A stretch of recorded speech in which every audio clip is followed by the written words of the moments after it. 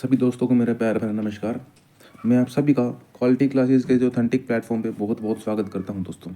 साथियों, हरियाणा बिजली वितरण निगम के द्वारा एक लेटर जारी किया गया है।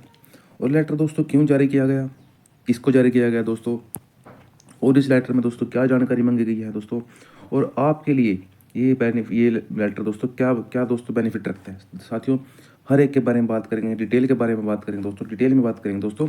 और सबसे पहले तो साथियों आप ये देख लीजिए, ये जो दोस्तों लेटर है, ये मोस्ट अर्जेंट लेटर है दोस्तों। मोस्ट अर्जेंट मतलब बहुत जल्दी इन्फॉर्मेशन जिनको भेजी गई दोस्तों, उनको बहुत जल्दी इन्फॉर्मेशन देनी पड़ेगी।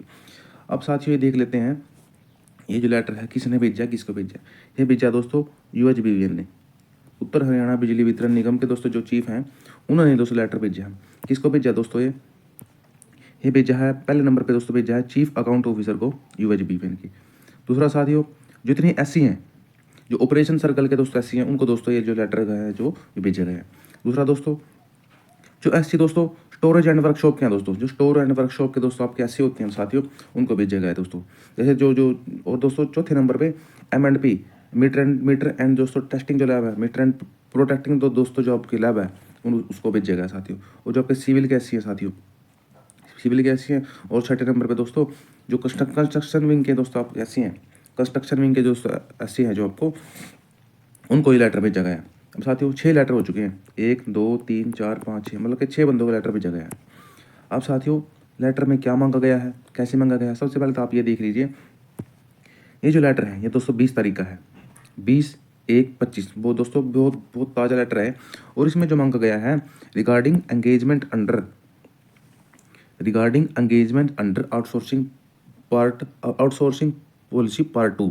इसका मतलब है कि जो हमारे दोस्तों पार्ट 2 जो पॉलिसी है दोस्तों, पार्ट 2 दूसरी पॉलिसी में काम कर रहे हैं दोस्तों, उनके बारे में जानकारी मांगी गई है। साथ ही मैं आपको एक बात बता दूं, हमारे कुछ ऐसे साथी हैं, हमारे कुछ ऐसे भाई हैं जो HKRN में काम कर रहे हैं, उनको यही नहीं पता दोस्तों हम पॉलिसी 1 में है या पॉलिसी 2 में है। तो साथियों इस वीडियो के अंत में मैं आपको थोड़ी सी बताऊंगा कि पॉलिसी 1 में क्या है, पॉलिसी 2 में क्या है, मैं थोड़ा सा बताऊंगा साथियों। अगर आपको जानना है कि पॉलिसी 1 और पॉलिसी 2 के बारे में डिटेल वीडियो जानना है साथियों आपको जब तक यही नहीं पता होगा कि मैं पॉलिसी 1 में काम कर रहा हूँ या पॉलिसी 2 में काम कर रहा हूँ साथियों, तो थोड़ा सा ये मुश्किल खड़ी हो सकती है साथियों आने वाले समय में। तो इसीलिए अगर आपको जानना है कि पॉलिसी 1 में मैं काम कर रहा हूँ या पॉलिसी 2 में काम कर रहा हूँ, आपको दोस्तों जब तक यही नहीं पता होगा पॉलिसी 1 में क्या है, पॉलिसी 2 में क्या है दोस्तों, तो आपके जो आने वाले बेनिफिट्स हैं दोस्तों, जो सरकार देने वाली है, आपको उनका भी लाभ मिलने में थोड़ी समस्या आ सकती है। तो आप कमेंट कर देना, मैं इसके ऊपर एक डिटेल वीडियो बनाऊंगा था साथियों, जिससे आपको बिल्कुल समझ में आ जाएगा कि पॉलिसी 1 में क्या है, पॉलिसी 2 में क्या है। अब इस समय बात करेंगे पॉलिसी 2 के। पॉलिसी 2 की क्या बात है साथियों, इसमें एक लेटर लिखा गया है। लेटर किसकी तरफ से लिखा गया है, enclosed please find herewith letter detail date 13/1/25 को दोस्तों एक लेटर जारी हुआ था। किसके द्वारा जारी हुआ था दोस्तों, चीफ सेक्रेटरी का जो ऑफिस है अपना दोस्तों, हरियाणा में जो चंडीगढ़ में दोस्तों अपना ऑफिस है, चीफ सेक्रेटरी ऑफिस का दोस्तों एक ब्रांच है ह्यूमन रिसोर्स की ब्रांच के द्वारा एक लेटर जारी किया गया था। और ह्यूमन रिसोर्स के सुप्रिटेंडेंट के द्वारा जारी किया गया था दोस्तों लेटर। उसके बिहाफ पे अपने जो इस लेटर के बिहाफ पे अपने जो UHBVN है, इस UHBVN दोस्तों अपने जो 6 SC हैं साथियों, मैंने आपको ऊपर बताया वीडियो में कौन कौन से हैं, उनको साथियों एक लेटर लिखा है। उस लेटर में क्या मांगा गया है इसके बारे में आपको बताऊंगा साथियों। इसमें साथियों क्या मांगा गया है, you are requested to supply the information in respect of contractual employ. जो साथियों हमारे कॉन्ट्रेक्चुअल एम्प्लॉय हैं उनके बारे में इन्फॉर्मेशन मांगी गई है। एनक्लोज्ड प्रेस्क्राइब्ड फॉर्मेट, इन्होंने एक दोस्तों एक फॉर्मेट दिया है इस लेटर के बाद। अब इन्होंने अपना फॉर्मेट छाप के दिया, उसमें क्या क्या मांगा है, ड्यूली वेरीफाइड फ्रॉम SC।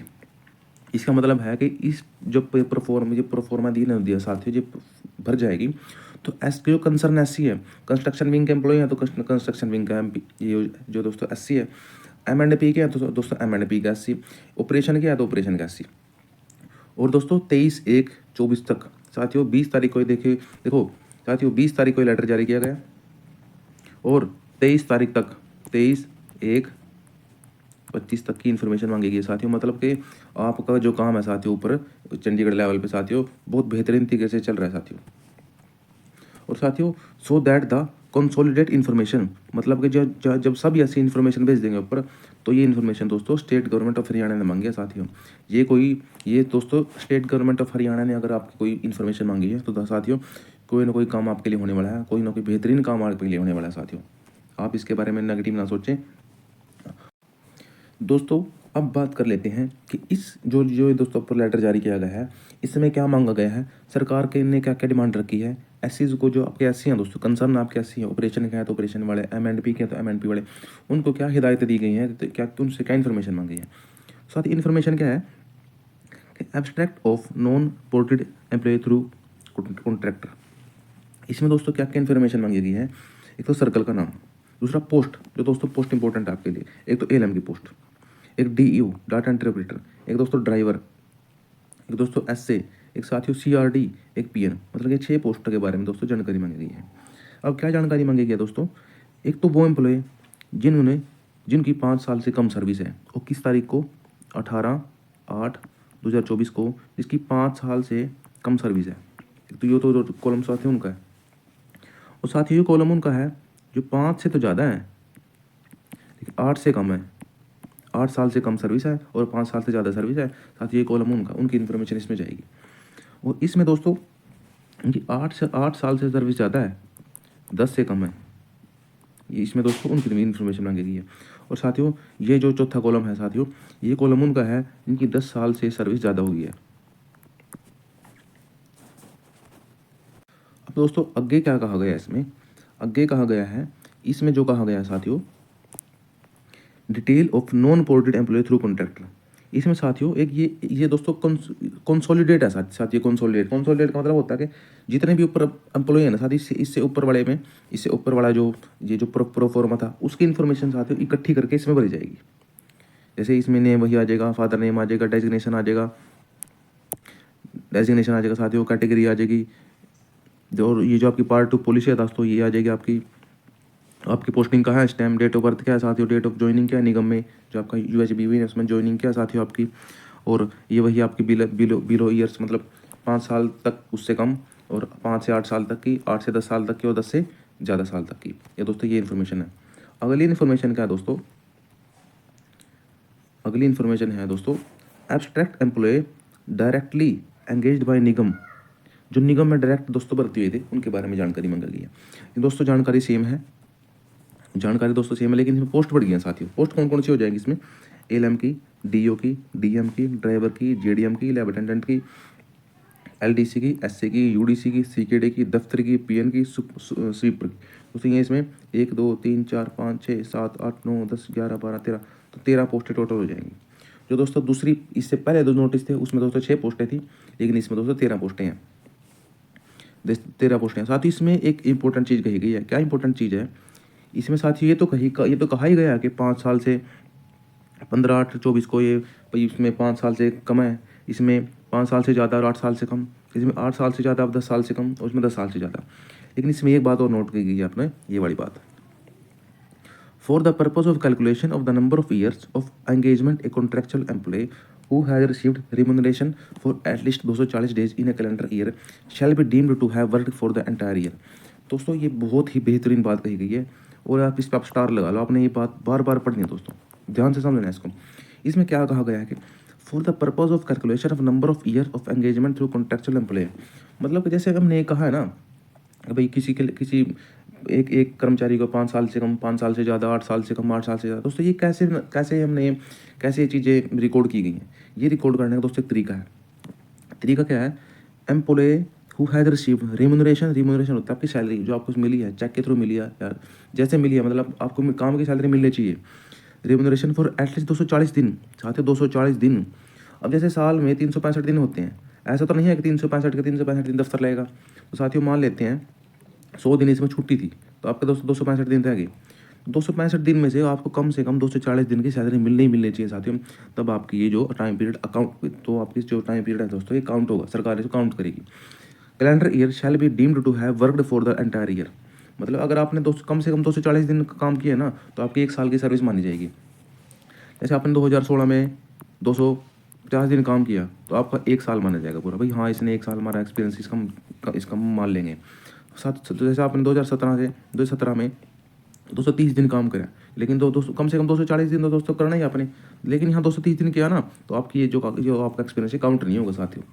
बेशक आपको सर लगे 216 से अब तक दोस्तों आपको 8 साल हो गए, 2025 चलने वाला है, चलेगा दोस्तों। लेकिन आपका ये जो 2017 वाला है ना साथियों, ये क्योंकि आपने 240 दिन से कम काम किया इसमें, इसलिए आपका ये काउंट नहीं होगा दोस्तों। इसमें बात बहुत इंपॉर्टेंट बात कही है साथियों। और दोस्तों आगे देख लेते हैं। दोस्तों आगे वही है जो ऊपर वाले में दोस्तों जो डाटा मांगा गया था दोस्तों सभी ऐसी कंसर्न अस्सी का कंसोलिडेट करके दोस्तों इसमें भेजने वाले हैं। साथियों ये वीडियो आपको कैसे लगी आप अपने कमेंट करके दोस्तों बता सकते हैं। अगर आपको दोस्तों पार्ट 1 और पार्ट 2 के बारे में जानना है, डिटेल में जानकारी चाहिए साथियों, तो आप बता सकते हैं। मैं आपको पार्ट 1 और पार्ट 2 के बारे में दोस्तों आपको थोड़ी सी जानकारी दे देता हूँ। थोड़ी सी जानकारी क्या है साथियों, जो अपना पार्ट 1 है और साथियों पार्ट 1 और पार्ट 2, इसमें दोस्तों क्या डिफरेंस होता है पार्ट 1 पार्ट 2 में, हमारे साथियों कुछ को यही नहीं पता कि पार्ट 1 पार्ट 2 में डिफरेंस क्या होता है।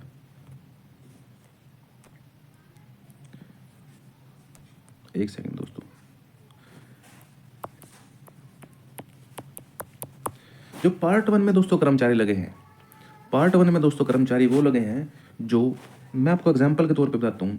सपोज कोई UHBVN का ऑफिस है और उसमें जो सैंक्शन पोस्टें हैं दोस्तों, सैंक्शन पोस्टें मतलब होता है कि हाँ एक दोस्तों एक हर ऑफिस में हर पोस्ट दोस्तों फिक्स कर दी गई है। मान लो जैसे उसमें जो ALM की पोस्ट है, ALM की पोस्ट है दोस्तों कि भाई एक UHBVN के सपोज दोस्तों कि पंचकुला मान लेते हैं हम, पंचकुला का जो एक सब डिवीज़न है उसमें दोस्तों ALM की 40 पोस्टें हैं।